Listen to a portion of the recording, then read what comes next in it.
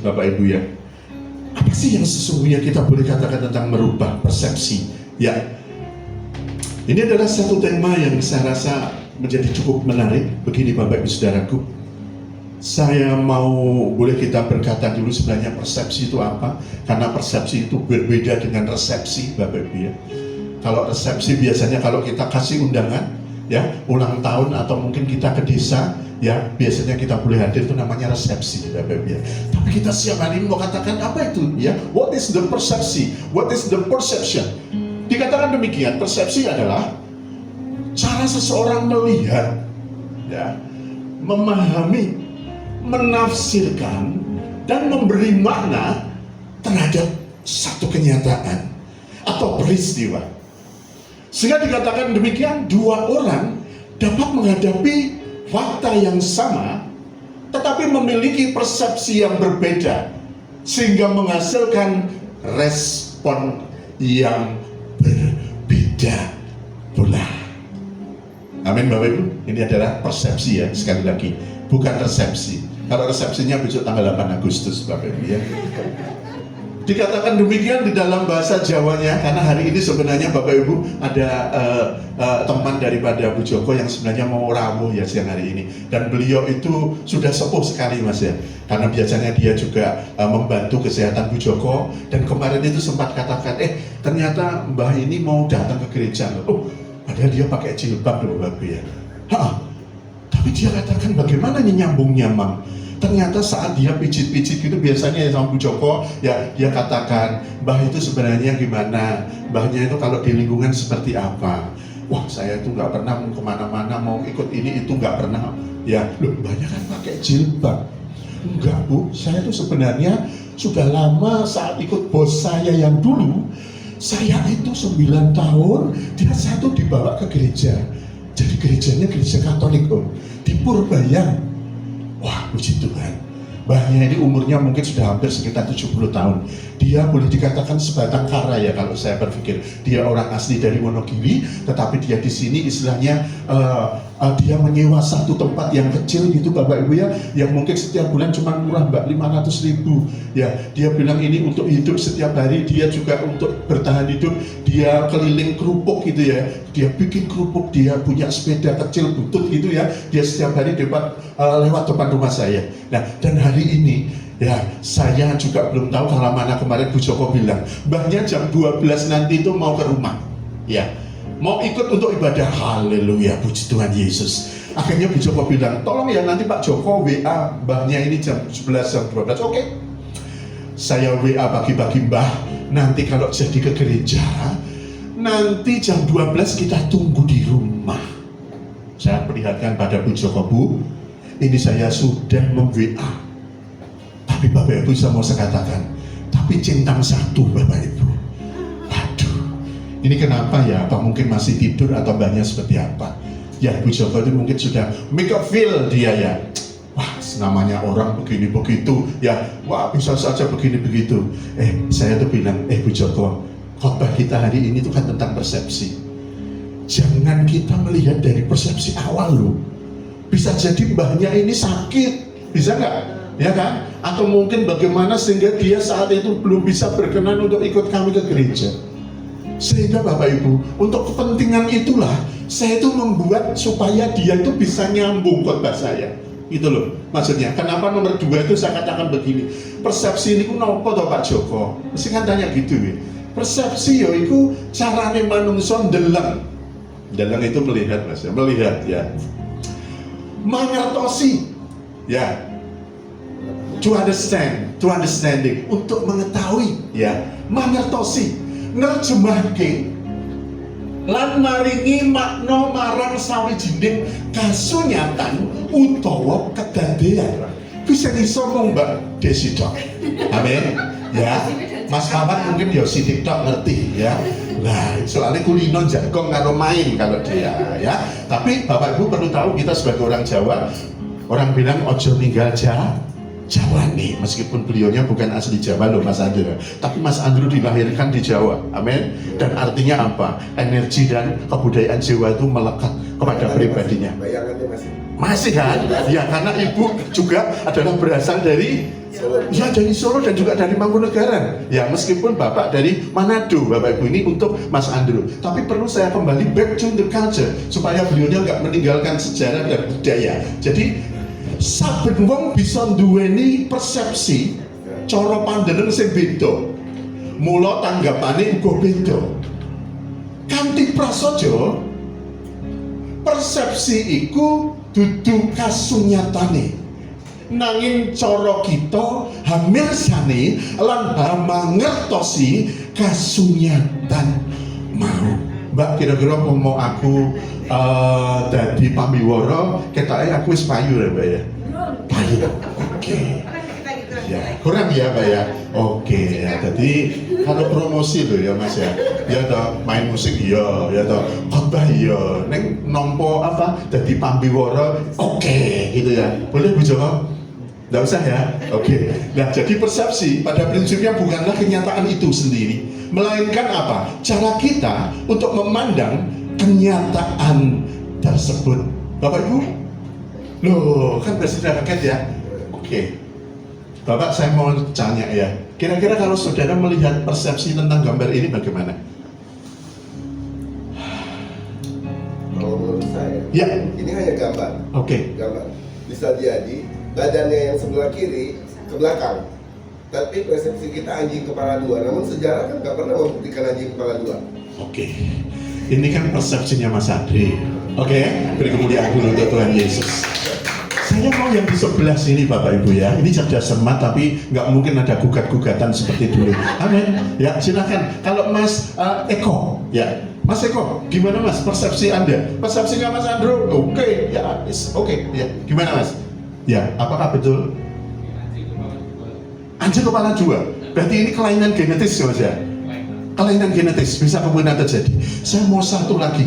Ini Mas Pominong ini biasa melakukan perenungan dia. Alas Purwo, beliau itu sering ke Alas Purwo itu dumonya itu sampai sana. Pasti perenungannya pasti luar biasa. Ya, ini jadi memang perlu perenungan Bapak. Sih kita mau dengar. Gimana Om? Gini aja. Gini aja. Gimana Om? Itu sebenarnya simbol apa? Sebuah simbol karakter makhluk. Ya. Satu tubuh toksik, jadi kepala dua. Oh gitu. Jadi ini sifatnya lambang alegoris gitu Om ya. Tapi pada kenyataannya memang ini kepalanya dua. Setuju sama Mas Eko? Enggak, kalau saya kalau saya melihatnya Visualnya saja. Oh gitu ya. Baik. Ya. Ada satu lagi mungkin saya berikan. Kepala dua. Oke, ini ada ular kepala dua. Ini anjing kepala dua. Ada di jajan itu. Ada ya. Jadi ada anjing kepala dua. Berarti mendukung pendapat daripada Mas Eko. Amin. Nah, Mas Andrew tadi tidak demikian ya. Oke, ada satu lagi. Oke, ada yang saudara pandang. Persepsi itu pandangan Anda. Tadi bukan itu kenyataan yang sesungguhnya. Ya, ada satu lagi sebelum nanti Pak Joko punya pendapat. Amin. Mas Rian mau seperti apa? Oke, biasanya dia kan logik sekali. Ya, ya it's the logic people. Ya, apa yang dia pikirkan tentang gambar ini? Ini gambarnya kenyataan loh ya. Saya garis bawahi. Ini not a virtual photo. Jadi ini adalah sesuatu gambar yang nyata. Ya, bukan rekayasa, bukan AI. Gimana Mas ya? Itu anjingnya dua. Anjingnya dua. Wah ini beda loh Mas ya. Sama Mas Eko, sama Mas Andrew. Oke, terus gimana? Anjingnya dua. Oke. Badannya ada di bawah kakinya. Ada di bawah kakinya. Oke, terus berarti persepsinya Mas Rian bukan anjing kepala dua, tapi anjingnya memang dua ya. Ya gitu. Dan satunya nyelempet di belakang gitu ya. Oke? Ya, Bapak Ibu, ini adalah satu contoh ya.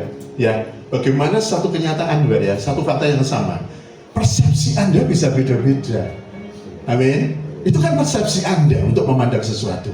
Saya bukan akan melakukan satu pembelaan suatu siapapun enggak ya Mas ya. Tapi objektifnya begini memang. Yuk kita analisa. Saya disclaimer dulu bahwa gambar ini adalah gambar yang tidak direkayasa. Bapak Ibu, ini di sini itu ada nyelempitnya nih Pak. Oke? Ekornya. Nih, ini jadi badannya yang ini, Mas. Ya, badannya yang kepala yang ini, ya, itu sebenarnya nyelempit di sini. Jadi di bawah kaki, Om. Ya, jepit kaki. Iya, jepit kaki. Ya, sehingga sebenarnya ini tuh memang anjingnya dua. Ya, yang satu ini ekornya di belakangnya kaki sana dan nyelempit begini kepalanya ini, sedangkan yang di depan yang lucu itu ini tubuhnya dan ini kepalanya. Amin. Setuju nggak? Setuju ya? Nah, itu the gut perception. Oke, tapi Anda punya persepsi, it's okay, karena kejujuran kita untuk melihat sesuatu. Mau lagi ya Bapak Ibu ya? Saya mau lihat lagi. Bagaimana? Yang biasa fotografi Mas Andre, Anda punya pendapat atas gambar ini? What your perception is?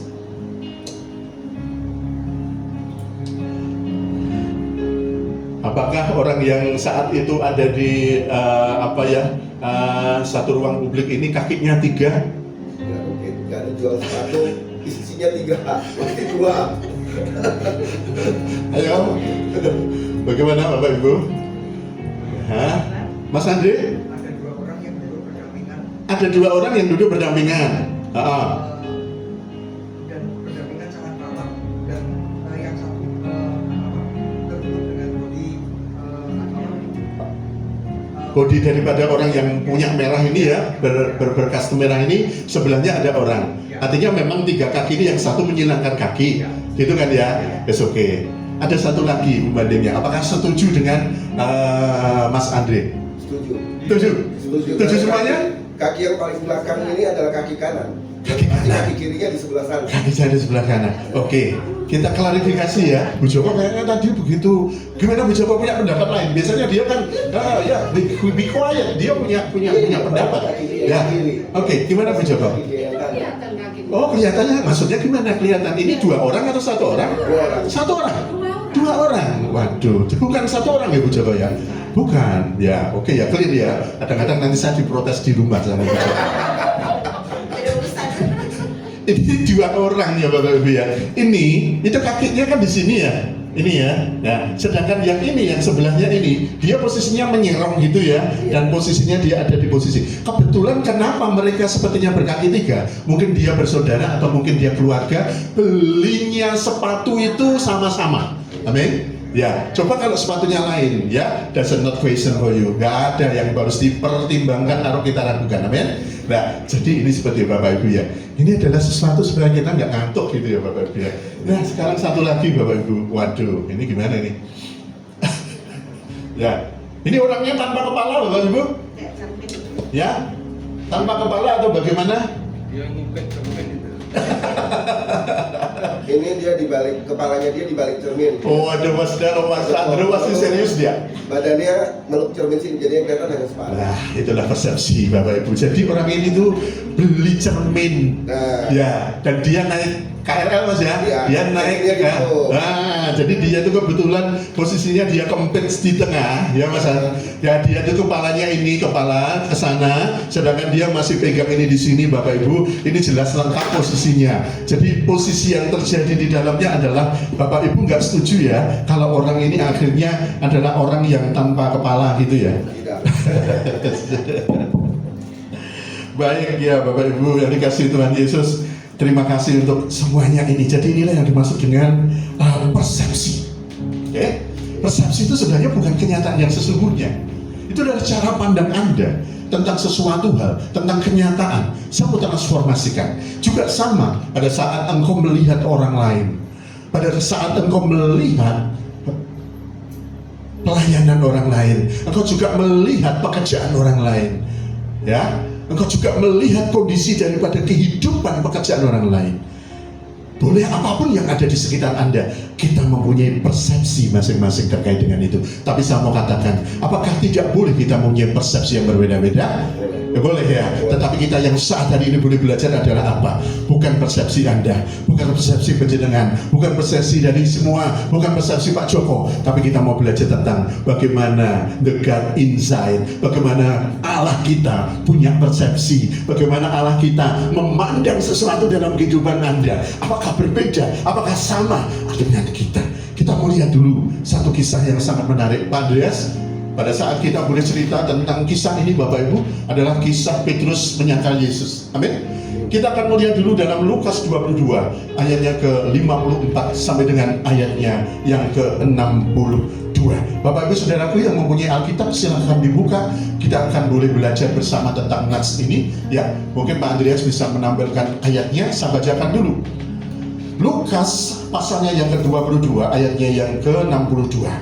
Ini adalah satu ayat terkait dengan satu perikop yang mengatakan Petrus menyangkal Yesus. Ya, ayat 54-nya katakan demikian. Lalu Yesus ditangkap dan dibawa dari tempat itu. Ia dikirim ke rumah imam besar dan Petrus mengikuti dari jauh. Di tengah-tengah halaman rumah itu, ya, orang memasang api dan mereka duduk mengelilinginya. Petrus juga duduk di tengah-tengah mereka.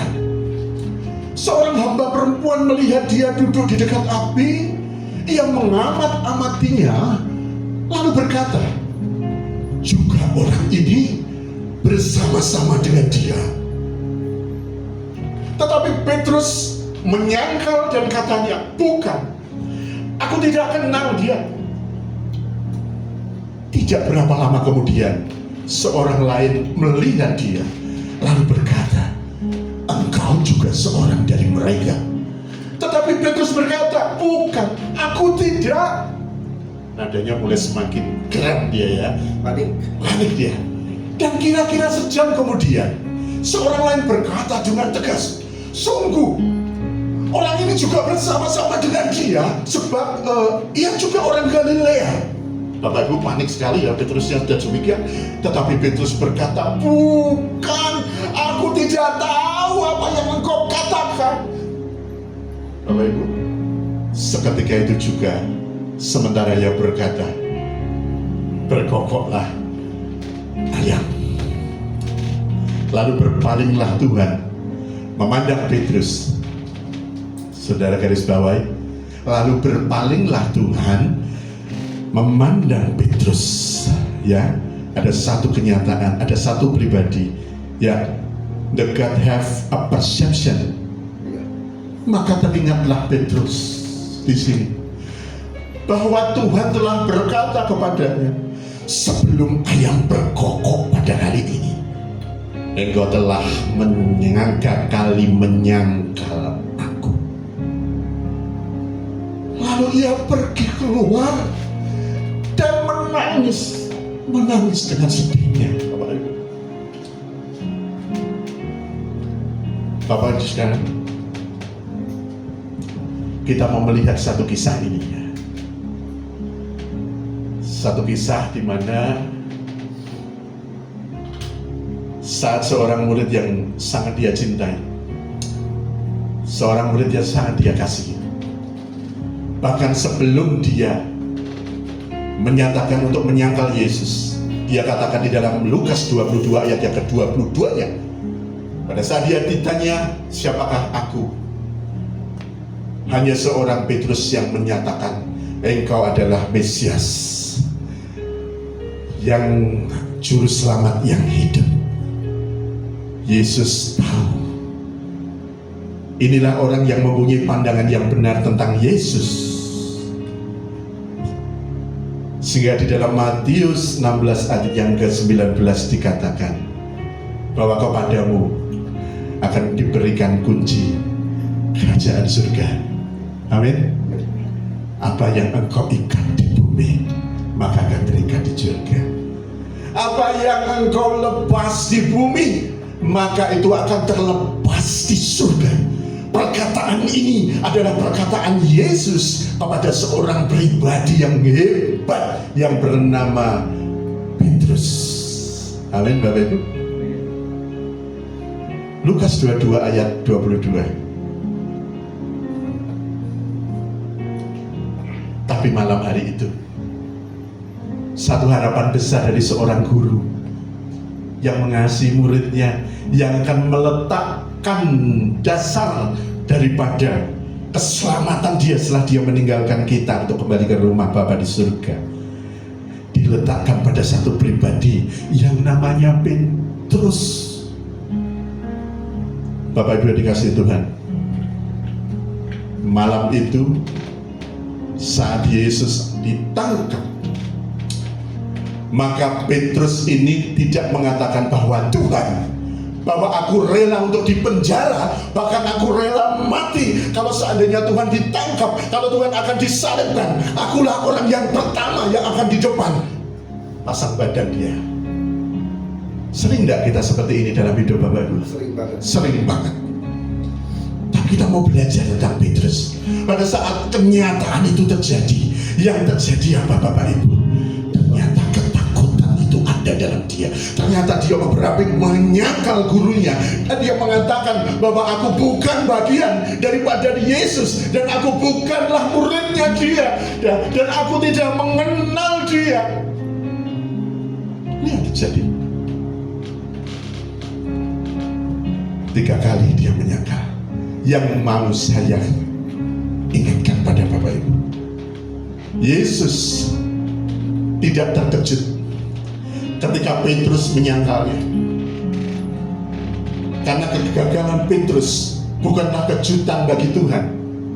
Bahkan sebelum Petrus jatuh, Yesus sudah melihat pemulihannya dan pelayanannya di masa depan. Sehingga di dalam Lukas 22 ayat 31 sampai 32 dikatakan demikian. Satu perkataan untuk saya dan Bapak Ibu. Dikatakan demikian, Simon, Simon, lihat iblis telah menuntut untuk menampi kamu seperti gandum. Tetapi aku telah berdoa untuk engkau supaya imanmu jangan gugur. Dan engkau, jikalau engkau sudah insaf, loh Bapak Ibu ya, kuatkanlah saudara-saudaramu. Bapak Ibu, pernyataan Yesus ini, firman ini jauh sebelum penangkapan Yesus, ya. Sehingga dalam satu dialog pemuridan, Yesus sudah mengemukakan ini, ya, karena memang dia Tuhan, karena dia adalah orang yang menguasai persepsi, baik kehidupan Petrus maupun kehidupan saya, maupun kehidupan Anda secara pribadi. Semuanya ada di dalam persepsi Tuhan. Dan saya percaya tidak ada rancangan Tuhan yang buruk untuk Bapak Ibu Saudaraku semuanya. Beri kemuliaan untuk Tuhan kita Yesus Kristus. Bapak Ibu dikasih Tuhan, hari ini kita mau belajar, ya. Kita hari ini boleh mau belajar. Apa ada beberapa pelajaran penting ya yang kita pakai untuk ini semuanya. Next Pak Andreas. Ya. Yang pertama adalah Bapak Ibu, apa pelajaran yang Yesus ajarkan kepada Anda terhadap sikap Petrus ini, dan bagaimana pandangan dan sikap Yesus sebagai Tuhan melihat satu bentuk kegagalan. Kalau kita sebagai manusia pasti kita kecewa, Mas. Ya, kita melihat anak kita yang dulu saat kecil, amin, kita gadang-gadang, amin, tapi kemudian situasinya menjadi seperti yang dikatakan itu. Tapi mau saya katakan, ini kan pandangan manusia. Tetapi apabila hatimu seperti di dalam kitab Lukas tadi ya Bapak Ibu ya, maka Tuhan akan mengiring Bapak Ibu Saudaraku. Nah, tapi ada satu syarat, hati kita harus tetap melekat pada Tuhan, amin. Dan keinsafan dan pertobatan itu harus ada dan selalu kau pegang di dalam hidup saudara. Yang pertama mau katakan beri pelajarannya, hidup itu jangan mudah terdistraksi oleh hal-hal awal. Kesan pertama begitu menggoda. Apapun Bapak Ibu ya, jika suatu kelemahan manusia adalah terlalu cepat bereaksi terhadap apa yang terlihat pada permulaan. Ketika sesuatu tidak berjalan sesuai harapan, kita segera menyimpulkan bahwa semuanya telah gagal. Sebaliknya, ketika segala sesuatu tampak baik pada awalnya, kita buru-buru menganggap bahwa semuanya pasti akan berakhir dengan baik. Namun Tuhan tidak bekerja hanya pada pertama saja dalam kehidupan kita. Tuhan bekerja melalui seluruh proses hingga mencapai tujuannya. Karena itu kita tidak boleh mudah terdistraksi oleh peristiwa-peristiwa awal yang hanya merupakan sebagian kecil dari keseluruhan cerita. Terdistraksi tahu enggak Bapak Ibu ya? Tidak fokus. Ya, terdistraksi. Menjadi gak fokus. Harusnya kita berjalan ke arah sana, tapi begitu kita melihat, om ya Pak sana dulu ya, ini bagaimana, ini mau lawan dulu, oke loh Pak, oke lah, wah justru manurono semuanya didengar. Akhirnya apa? Tujuan kita menjadi ngikut dia ya, mau minggu-minggu neng gereja ya, mau neng gereja terus kesel Pi koncone nawani mancing lho dicegak parang joro. Wah, oke ya Mas ya, sambil nanti ke apa? Bakmi yang baru fenomenal kok ya. Ya, promosi terus ya Pak Joko kan promosi saya mie babi ya. Dari kemarin kok saya mie babi terus ya. Kayaknya kita kapan-kapan memang harus ke sana Bu Joko ya. Iya, kayaknya gimana Mas setuju semua ini? Ada yang rumahnya Solo Baru dekat Mas Awan? Siap ya? Oh, siap, dia ada rumahnya dekat sana. Oke ya. Jadi dicatat Bu Joko ini kok mie babi terus ya Pak Joko ini apa dia dapat vendor atau gimana ya? Wah, tapi luar biasa. Tapi kesan pertama begitu menggoda ya Bapak Ibu ya. Sama seperti Petrus, malah penangkapan Yesus yang menyangkal gurunya 3 kali. Jika orang hanya melihat peristiwa itu, mereka akan menyimpulkan bahwa hidup Petrus telah gagal total. Berarti Tuhan salah no.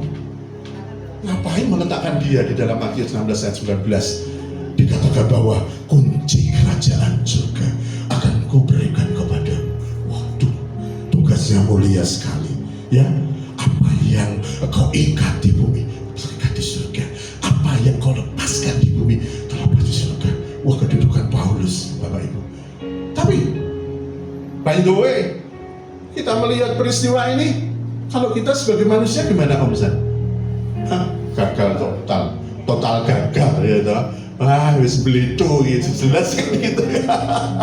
Wis jelas ya, wis bluk ya. Batis bilang wis zong Pak Joko, wis zong ini jelas ya, dia bilang nol, nggak ada sesuatu. Wis nggak mungkin lah dia dipakai Tuhan ya kan. Nggak mungkin lah dia hidupnya akan benar, nggak mungkin lah ekonominya akan dipulihkan, nggak mungkin lah dalam kehidupannya akan terus untuk dituntun dan diberkati Tuhan. Itu kan persepsi saudara.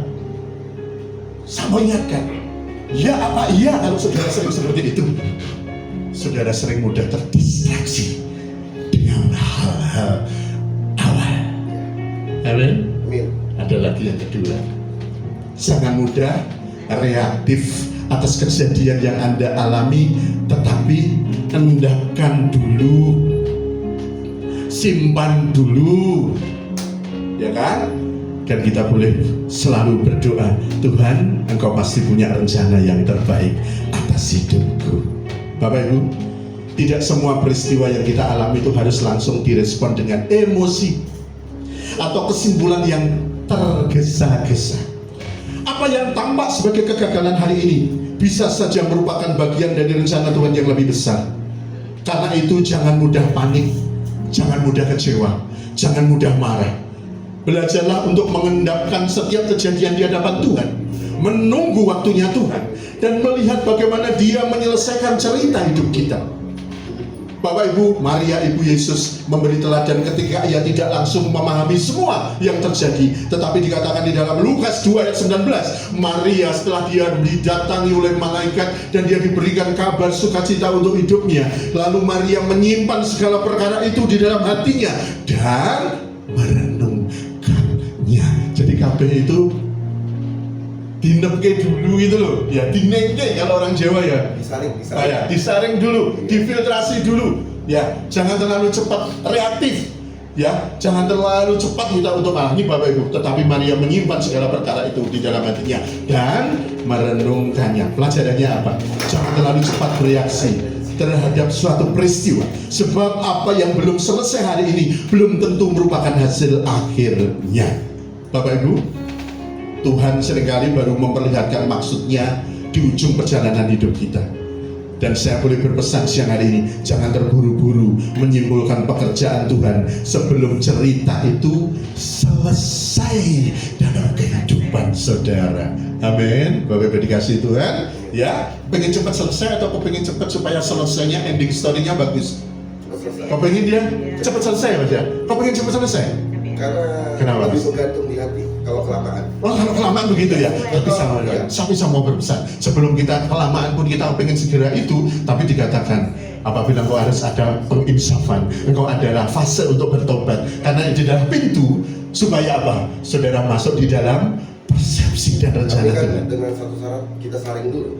Amin. Seperti apa? Yes. Baru kita tunjukkan dengan cepat selesai masalah ini. Amin. Puji Tuhan, beri kemuliaan untuk Tuhan kita Yesus Kristus yang luar biasa. Bapak Ibu Saudaraku, yang itu adalah pelajaran kita untuk pelajaran yang ketiga Bapak Ibu ya.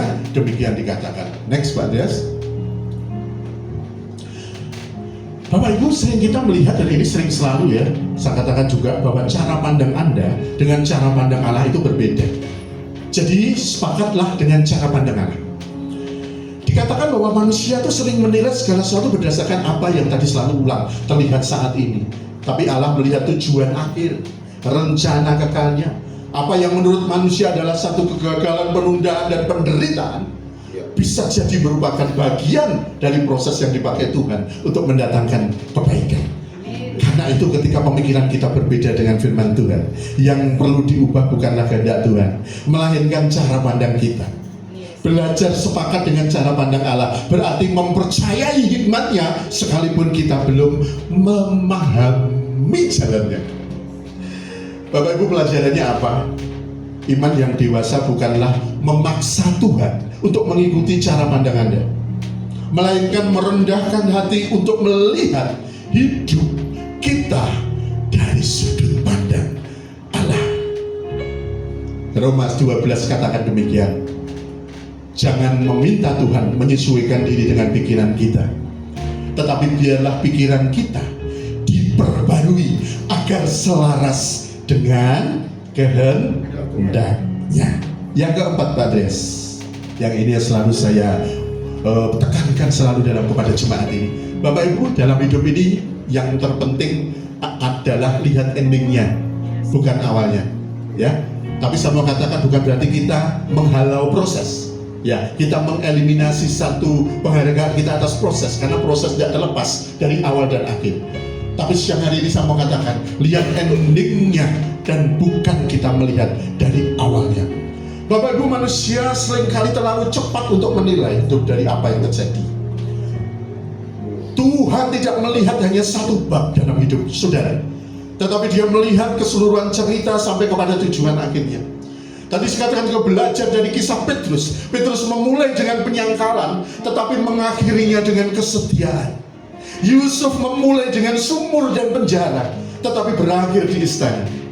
Salib yang tampak sebagai kekalahan bagi dunia ini, kebodohan bagi dunia ini, menjadi kemenangan terbesar di dalam sejarah keselamatan. Karena itu jangan buru-buru menyimpulkan hidup hanya dari apa yang sedang terjadi saat ini. Karena apa yang terlihat buruk hari ini mungkin hanyalah satu bagian dari proses rencana Tuhan yang indah. Yang terakhir, Bapak Ibu, jangan menghakimi saat lihat foto gambar cover sebuah buku. Bahasa Jermannya adalah don't judge a book by its cover. Sebuah foto atau cover buku hanya memperlihatkan sebagian kecil dari isi yang sebenarnya. Demikian pula dalam kehidupan kita. Kita seringkali tergoda untuk menilai seseorang, suatu peristiwa, atau bahkan pekerjaan Tuhan hanya dari apa yang tampak di permukaan saja. Padahal apa yang terlihat belum tentu menggambarkan tentang keseluruhan cerita yang Tuhan mau berikan di dalam hidup saya dan saudara. Sehingga ketika Petrus menyangkal Yesus, banyak orang mungkin akan melihat sebagai seorang pengkhianat yang gagal. Namun Yesus tidak menilai Petrus berdasarkan cover kehidupannya pada malam itu. Yesus melihat hati Petrus dan masa depannya. Demikianlah juga Daud, Yusuf, dan banyak pahlawan iman lain yang pada awalnya tampak biasa atau bahkan gagal. Mereka menjalani penderitaan di dalam hidup, tetapi Tuhan melihat sesuatu yang tidak pernah kita lihat dalam kehidupan manusia. Jadi Bapak Ibu, jangan membuat kesimpulan hanya dari apa yang Anda lihat di permukaan. Jangan menilai seseorang dari satu kesalahan, dari satu kegagalan, atau satu musim dalam hidupnya. Sebab seperti kita tidak dapat memahami isi sebuah buku hanya dari sampulnya, demikian pula kita dapat memahami seluruh karya Tuhan hanya dari satu halaman kehidupan. Yang terakhir,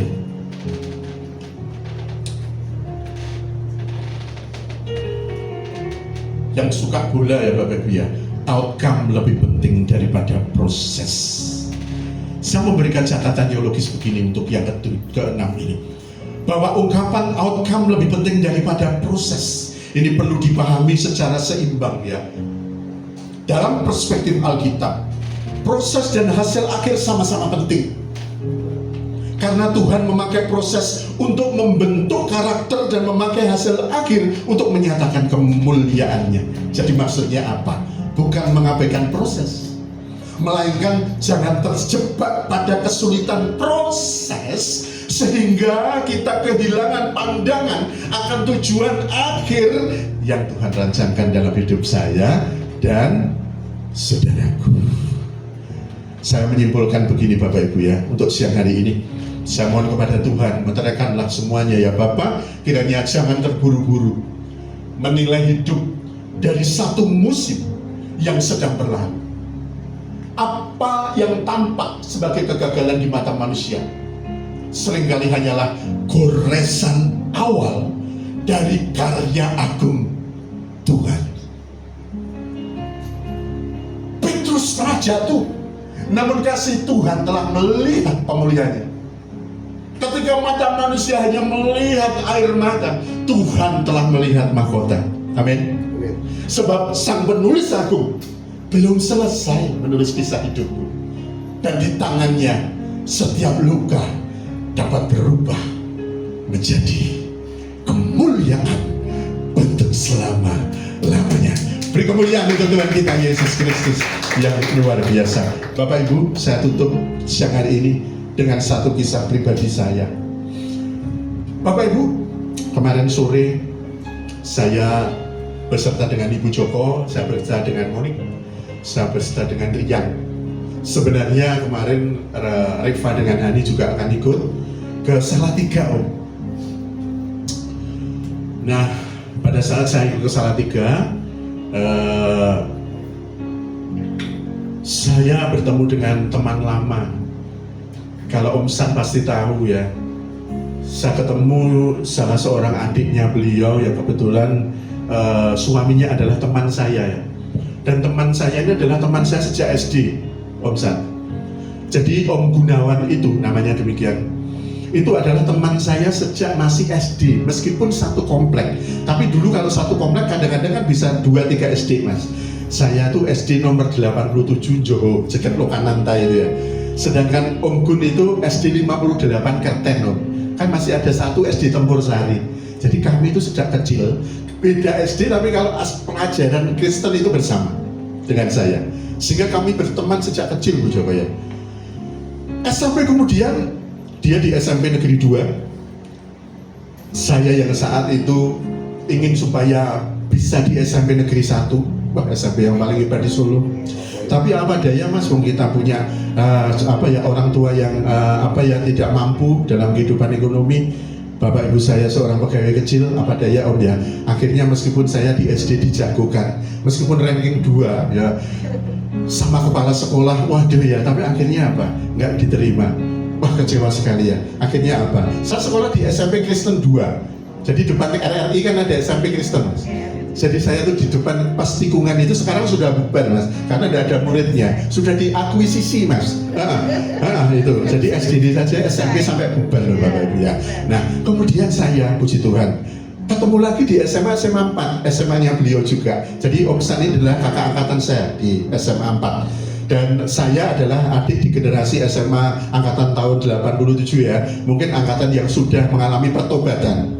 Ya, karena beliau di angkatan sebelumnya adalah terkenal SMA 4 di sini gali kalau preman dok. Ya toh, akhirnya bal-balan di sini menggelot gitu ya. Tapi Pak Joko masuk di era sesudah beliau. Ya, artinya itu era SMA 4 pertobatan, SMA N4 pertobatan. Orang kalah karo PDI Perjuangan.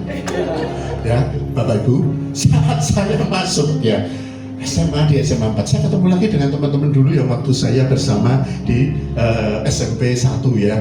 Jadi saya ketemu dan kemudian termasuk adiknya Om San. Nah saat kemudian saya berkuliah ya, kami berdua di alma mater yang sama. Karena saya juga kebetulan Tuhan izinkan ada di Universitas Gadjah Mada. Dan saya di Fakultas Hukum, Om Gun ini adalah di Fakultas Kehutanan Bapak Ibu. Jadi adalah adik angkatannya Pak Jokowi yang hari ini ijazahnya diperdebatkan. Untung saja Pak Gunawan juga tidak pernah diperdebatkan mengenai ijazahnya Bapak Ibu. Yang mau saya ceritakan apa? Karena beliau itu sejak kecil sama saya, Mas. Jadi tahu ya kehidupan saya, ibu saya, everything. Wah, sampai bener-bener ya. Sering saya main ke rumahnya saya, dia juga saya sering main ke rumah beliau, almarhum dari bapaknya masih. Saya juga dengan saat ini dengan ibunya, dengan saudaranya, semuanya sudah sangat dekat sekali ya. Dan apa Bapak Ibu? Beliau ini punya karakter ya. Karakternya apa? Sampai karena kebetulan dia itu sejak SD mungkin punya kelainan genetis terhadap apa? Terhadap rambutnya. Jadi rambutnya itu banyak putihnya itu ya. Jadi kalau sekarang mungkin kita mengenal Pak Hatta Rajasa atau Pak Ganjar Pranowo, ya seperti itu. Jadi gen rambutnya putih gitu ya. Jadi sejak kecil orang itu sudah bilang manggilnya itu Mbah Gun. Ya, tapi ternyata betul ya ungkapan label Mbah Gun itu benar. Karena apa? Sejak kecil dia itu sudah nuani, Mbak. Jadi sejak kecil dia itu sudah kasih sering petua. Teman-temannya ya nggak benar itu dikasih tahu. Nah, yang termasuk saya. Ya dia kan tahu, saya ini sejak kecil udah bengal, nggak pernah lagi belajar, ya tau, mengerti lah pertobatan saya beliau, kayak apa sih, ya mungkin dia heran, kok saya kisah jadi pendito loh, mesti ngono, ya, lo kalau dia itu, lo, ya, lo bener nggak om ya, loh, tapi ini saya mau saksikan untuk beliau, karena ada satu ruang pribadi yang hanya beliau tahu, tapi ini bagi saya satu kesaksian untuk anda, gitu loh ya. Singkat cerita saya itu kemudian ya, satu kos sama dia. Dengan Mbah Gun ini di wilayah dekat Jalan Kaliurang kilometer 6 Babarsari di tempatnya Fakultas Kehutanan. Jadi kami itu bersama-sama dengan orang Solo yang masih baru, kami satu kos ya. Bapak Ibu, aduh saya harus mengungkapkan dosa saya dulu ya. Jadi apa? Wah, saya itu juga nggak pernah belajar. Kadang-kadang ibadatnya mangkat yo jarang Bapak Ibu ya. Karena apa? Satu punya kebiasaan senengnya ngobrol sama temen semalam-malam Mas. Di kelompok kita yang malam-malam kos itu isinya ada orang filsafat, ada orang FKG, ada kedokteran dari mana, dari Karawang, dari Surabaya, dari mana. Kita seringnya malam itu discuss. Ya, memang ini satu ciri ya di lingkungan kami. Kita diskusi segala macam Mas. Boleh tentang politik, tentang apa. Jadi sampai malam, kadang sampai jam 2, jam 3. Yang menjadi persoalan apa? Pasti besok kesiangan kuliah dong. Iya kan? Kalau Mbah Gun itu udah begitu dia memang juga ngomong di awal jam 8 gitu kumpul jam 9, jam 10 ngandang dia. Udah tutup pintu tok cegrek. Ya. Apa? Baik, suruh lah ya. Mesti orang-orang ngeledek. Wes tua ya ben ndak masuk angin gitu ya. Ya, saya yang isi nong-nong sampai jam 2, jam 3. Tapi apa Bapak konsekuensinya? Saya nggak bisa bangun pagi. Mungkin ini yang nurun ke anak-anak saya Mas ya, jadi mereka tuh nggak semuanya bisa bangun pagi ya. Itu Reva sama Moni kita juga sama, sehingga dia bilang besok kalau sudah nikah nggak mau dia bareng sama orang tua dan mertuanya ya. Alasannya apa? Pakai malu nggak bisa bangun pagi Mas Andrew ya. Mbak Iis, itu kenyataannya demikian ya. Kenapa? Bangsawan ya, itu yang terjadi. Jadi dia semua anak saya bangsawan. Ya, tapi saya saksikan. Saya itu kalau apa? Saya itu kebetulan posisinya itu di ujung Bapak Ibu ya. Jadi kalau Mbah Gun itu di pojok sini, kalau kuliah itu ada gang kecil gitu, ini ada pintu-pintu ya, ada kamar-kamar, saya di ujung sana. Jadi dia itu sudah tahu. Kalau pagi semua berjalan Mas. Jadi karena kampusnya dekat. Setiap sampai dia di depan saya tuh nggak mau didodok-dodok, didobrak-dobrak. Ayo. Wah, bocah orang tahu tangi, tahu di sekolah ini kene dianu karo bapak ibumu. Ya, jadi saya itu di luar, dia itu marah-marah di depan pintu. Ya toh, kamu itu nggak tahu toh, ibumu kira koso loh. Ya toh, kok kene ini orang kuliah. Ya toh, piye? Coba ngerti ibumu apa ibumu nggak sedih dulu. Dan satu hal yang saya sangat mendengar, sosok ben kowe iki arep dadi opo? Iya. Kau ini masa depanmu ini jadi apa toh? Jadi dia di depan ini selalu begitu. Setiap lewat pintu saya. Tapi ini ucapan profetik untuk saudara saya, sohib saya yang namanya Mbah Gun. Wah, tenang, ya kan? Bapak Ibu, semua yang terjadi memang Tuhan izinkan ya. Nah, setelah saya lulus, kehidupan saya juga tidak menjadi baik-baik, ya. Dan mungkin karena saya sebagai satu keluarga Kristen satu-satunya, banyak saudara-saudara saya jadi yang mengatakan demikian. Ada satu celetukan kecil, meskipun saya di antara keluarga besar mungkin diberikan kasih karunia Tuhan untuk bersekolah di satu universitas yang elit ya. Harapan orang tentu besok jadi orang besar, kan begitu ya. Tetapi orang-orang yang ada di sekitar kita, saudara-saudara saya, mereka melihat ternyata kehidupan saya tidak menjadi baik. Dia bilang, awang sekolah atuh bayarin larang-larang ya toh. Awang sugih aja nggak perlu harus sekolah sampai jauh-jauh ya, sampai tinggi-tinggi. Itu loh saya maksudnya ya. Nyatanya uripe kayak begitu ya. Ada dia apa tuh bisa ya kan, nggak punya masa depan ya kan. Persepsi. Iya, persepsinya gitu. Itu saudara saya sendiri loh mas. Iya, saudara saya. Jadi apa? Halah, biar ngomong jadi nih, di sekolah ke dhuwur, di sekolah ke jadi wong gede, ya kan, jadi wong sukses, ya kan. Tapi buktinya aku lah sekolah yang tadi saya kira aku bisa tuku mobil. Oh, iya toh. Aku bisa neng bibit terletar. Allah, apain, Bapak Ibu? Ini adalah satu persepsi awal. Amin. Namun saya percaya yang mau saya bagikan apa? Dulu saat itu pun sebenarnya hati saya tetap lurus kepada Tuhan. Hati saya lah yang menentukan perjalanan saya, tidak pernah berubah, Mbak. Jadi meskipun semuanya membalut keadaan saya di sekitar itu, apapun Tuhan berikan, persepsi orang terhadap saya, namun saya bilang, Tuhan, biar orang mau kata begitu hidup saya, tapi kan Engkau tahu hatiku ini tidak pernah berubah. Bapak Ibu, saya diproses luar biasa. Saya anak tunggal, orang tua saya diambil Tuhan pada saat mereka semua dua-dua sakit, ya. Terakhir saya di masa kuliah skripsi saya yang terakhir, ya, saya harus merawat orang tua saya dua-dua, ya, sampai mereka meninggal. Kemudian semuanya habis, Bapak Ibu. Sampai Bapak Ibu tahu, ya, saat terakhir saya tuh menyelesaikan kuliah saya, sudah tidak ada lagi motor, sepeda motor, tidak ada lagi semua, bahkan rumah sudah selesai dijual habis. Saya pindah ke Kelurahan Indah, itu kita hanya KPR, dan saya hanya dibekali sepeda ontel, Mbak. Bagaimana orang mau melihat kami saat itu? Ini sebuah cerita benar. Namun Tuhan itu baik ya Bapak Ibu ya. Saat semua boleh terjadi sampai sekarang, saya diberikan istri yang luar biasa. Saya diberikan keluarga pengganti dari istri yang luar biasa, ya. Dan Tuhan izinkan kalau pun sekarang ini ternyata bahwa benar Tuhan akan menjadikan saya menjadi besar, bukan harus saya menjadi pejabat, amin. Tetapi biarlah hidup saya berguna untuk apa? Untuk kemuliaan nama Tuhan, untuk menjangkau jiwa, ya. Dan saya percaya pada saat kita katakan carilah dahulu kerajaan Allah dan kebenarannya, maka semuanya akan ditambahkan kepadamu. Dan itu saya bagikan untuk saudara, kesaksian hidup saya. Tapi saya mau ingatkan satu hal di dalam Lukas 22 tadi apa? Bahwa kalau engkau diproses, proses itu bagi Tuhan tidak penting. Tapi ada satu sisi sebelum Tuhan akan menunjukkan, memberikan engkau mahkota, memberikan engkau berkat dalam hidupmu. Ada satu sisi, ada satu fase dalam hidup yang saya ingatkan, engkau harus ada pertobatan. Amin. Engkau harus insaf. Amin. Inilah satu pintu mas yang akan menjadi divide, dan hatimu harus tetap lurus untuk dibentuk untuk Tuhan. Beri kemuliaan untuk Tuhan kita Yesus Kristus.